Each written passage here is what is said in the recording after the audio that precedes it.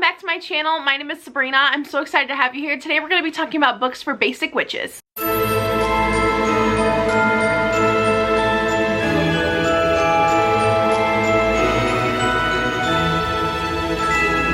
month of October is literally just an excuse to read witchy books, horror books, thriller books, and any book that I think will give me a nightmare. So today I'm just going to be categorizing out all the books that I think you should read if you are a basic witch like me. I was literally named after a witch. I'm a basic witch. So let's just get right into this. So the first book I have here, which is definitely a must for all you basic witches, is The Chilling Adventures of Sabrina, the comic book by Archie Comics. I actually read this book for a first time. It's actually a series of comic books, but you can actually buy this. It's just, I believe, the first 6 of them. I believe it's the first 6 chapters of the comic. This just follows Sabrina, and she is getting ready for her dark baptism, and she is ready. She's ready to be inducted into the Dark Lord's coven. She's ready to have all the power that comes with that, but she wants to keep hold of her human life as well. So she's really struggling with this, and because of this, she keeps getting herself into trouble. She brings her boyfriend back to life. We have some cannibalism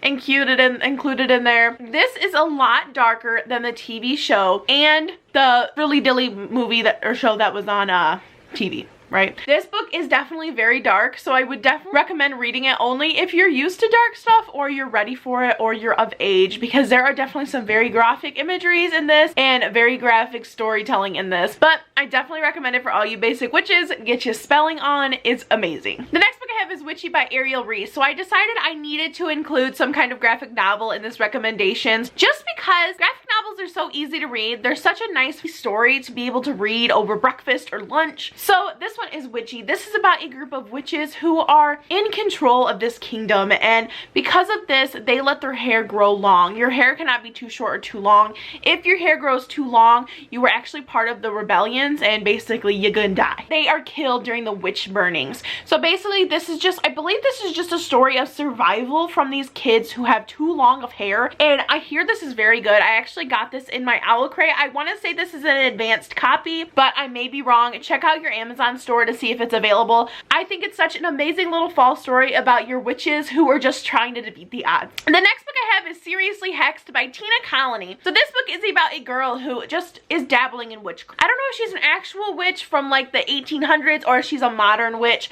but she is performing all these little spells, having a good time, when all of a sudden her little coven is slowly being taken down by someone who is hexing them. So they are trying to figure out who is hexing them, why are they being hexed, and what they can do about it. So they're trying to save their families and themselves from this hex. Who knows what's going on, to be honest. It is just a wild story, a wild ride about these teen witches who are just trying to find their place and save their families from this hex. Definitely a great read, and I highly recommend. The next book I have is a middle grade novel called The Girl Who Drank the Move by Kelly Barnhill. And I'm just realizing my spine is screwed up. That's great. So this book is about a village, and every year they sacrifice a child into the forest to the witch that lives in the forest because they think she's a bad. In reality, this witch is extremely nice, really doesn't understand why the villagers keep giving her children. So she feeds these children starlight, and she sends them on to the next village to live a happy life. But this one girl accidentally is given moonlight, so she is given all these witch powers, and it is such a cute middle grade novel. I absolutely love this story. It is extremely heartwarming, and it's just perfect for Halloween,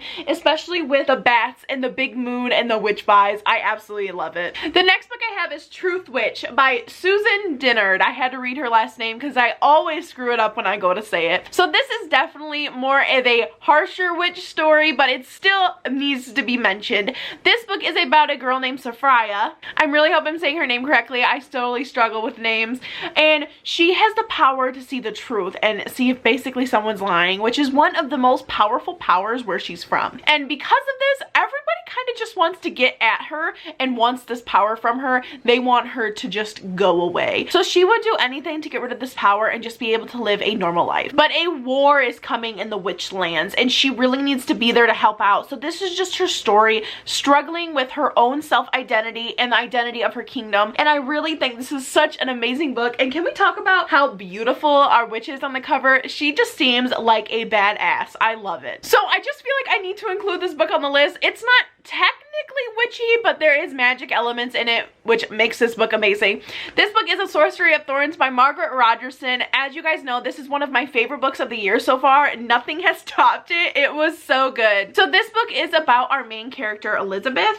I'm forgetting everybody's name. So this book is about our main character, Elizabeth, and Elizabeth is brought up into the world of monster libraries. So there are millions of books with magical powers, magical beings living inside of them. It is literally just a world of magic, and when I think magic, I think witches. I don't know about you, but that's what I think of. She is accused of basically trying to come after the libraries and attacking the libraries. So she is taken in by Nathaniel, who is one of the top sorcerers. He has a very large name. Emerald green light inhibits from him when he's making magic. Is he very attractive in my mind? Absolutely. I just think this deserves a spot on the list because of the magic elements that really bring this book to life. I absolutely love them. I don't think I could picture another Halloween book that I would read over and over. Sorcery of Thorns, 100% would recommend as a witchy read. Very magical elements. We have demons, we have magicians, we have monsters from hell. It's a crazy ride and was definitely so good. Next we have These Witches Don't Burn by Isabel Sterling. So in this book we follow Hannah. Hannah is an elemental witch, so she basically has the biggest power that you can ask for as a witch. She can control all of the elements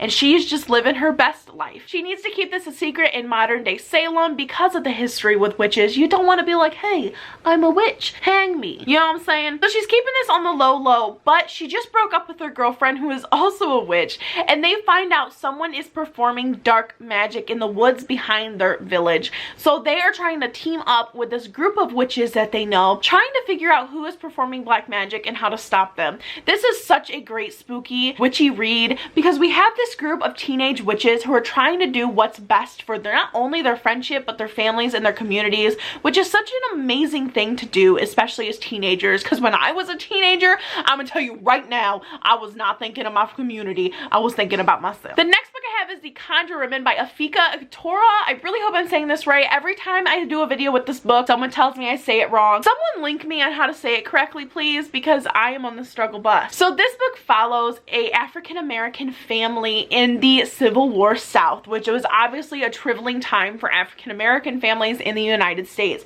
And these women have powers, so they have to kind of keep it to themselves because they don't want to really single themselves out upon the African-American community in the South during this time. So Miss Maybelle is the highest midwife. Every white woman wants her to be the midwife. And when she has a daughter with magical powers, word start getting around about her and what kind of sorcery she is doing. And kind of, this is just an amazing story about the survival of slaves in the South and how their magical powers help them through it. This is something that I really like when they mix fiction with historical events. Something that I really enjoy, especially because we don't see a lot of books from the slavery point of view in the South during this time. Really love this book. Definitely a witchy novel that I would highly recommend if you like historical fiction. The next book I have is The Babysitter's Coven by Kate Williams. This book is about a group of friends who join together to make the Babysitter's Coven. So they are watching children for all these families, and at the same time they are trying to protect these kids from the monsters that live under their bed, quite literally. And I love this book because teenage witches just seem so much fun because they're not as advanced as the adult witches, but at the same time they're really trying to balance friendship, family, lovers, and everything that comes along with being a teenager with being a witch. I love this book. Also, can we talk about the cover? Definitely badass vibes. I absolutely love it. My cat just brought her whole toy in here. Okay. I absolutely love it. It's definitely so much fun. Definitely would recommend this book to anybody who's looking for a teenage witchy vibe book. The next book I have is The Wise and the Wicked by Rebecca Potos. So this book is about a group of Russian witches, I believe. Let me check. I'm not 100% sure if they're witches, but it definitely gives me witchy vibes with the stuff they can do. So her family has always been able to see when they are going to die, but they've never been able to change this.